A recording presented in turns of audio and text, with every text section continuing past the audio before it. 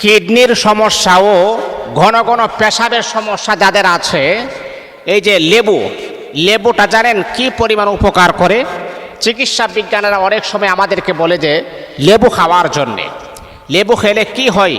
আর আমরা এই যে আল্লাহ তাআলা এই যে ফল মল আল্লাহ তাআলা পৃথিবীতে দিয়েছেন, একটা কিছু কিন্তু আমার আল্লাহ অনর্থকভাবে আমার আল্লাহ সৃষ্টি করেন নাই। প্রত্যেকটা বিষয় আমার আল্লাহ বান্দার কল্যাণের জন্যে, বান্দার উপকারের জন্যে, বান্দা যেন শেফা পায়, বান্দা যেন সেখান থেকে যেন উপকার যেন পায়, সেই জন্য আমার আল্লাহ সৃষ্টি করেছেন। আল্লাহ বলেন অনর্থকভাবে আমি আল্লাহ কোনো কিছু সৃষ্টি করি নাই। এই জন্য আল্লাহ পাক রব্বুল আলামিন কুরআনুল কারীমের ভিতরে আমার আল্লাহ বড় সুন্দর চমৎকার আকারে আমার আল্লাহ জানায় দেন, রব্বানা মা খালাকতা হাযা বাতিলান সুবহানাকা ফাকিনা আযাবান্নার। বান্দারে, আমি আল্লাহ অনর্থকভাবে অহেতুকভাবে আমি আল্লাহ কোনো কিছু বানাই নাই। আমি আল্লাহ যা কিছু পৃথিবীতে বানিয়েছি সব কিছু বান্দির উপকারের জন্য আমি আল্লাহ বানিয়েছি, অনর্থকভাবে বানাই নাই। এই যে অনেকের আছে কিডনির মাঝে পাথর হয়ে যায়, অনেকের আছে কিডনির মাঝে সমস্যা দেখা দেয়, আবার অনেকের আছে প্রচুর পরিমাণে ঘন ঘন প্রস্রাব করে, এমন আছে যে রাতের বেলা সে ঘুমাতে পারে না প্রস্রাবের কারণে। আবার অনেকে বলে যে হুজুর এক উজু দেয়া যে এক উজু দেয়া যে নামাজ পড়বো, আরেক বেলা নামাজ পড়বো, এটাও আমার হই না।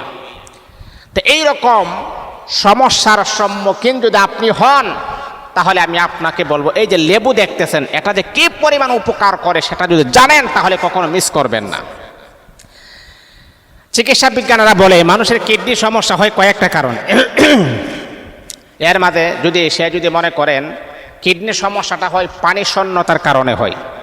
পানি, অনেক ডাক্তাররা চিকিৎসা বিজ্ঞানীরা আমাদেরকে প্রায় সময় বলে যে হুজুর আপনার আলোচনা শুনি, আপনি বেশি বেশি করে পানি খাবেন, আর পানি যদি আপনি খান আপনার কিডনি সুস্থ থাকবে, আপনার কিডনি স্ট্রং থাকবে, আপনার কোনো ক্ষতি হবে না। আর ম্যাক্সিমাম মানুষের কিডনির মাঝে সমস্যা হয় পানি শূন্যতার কারণে।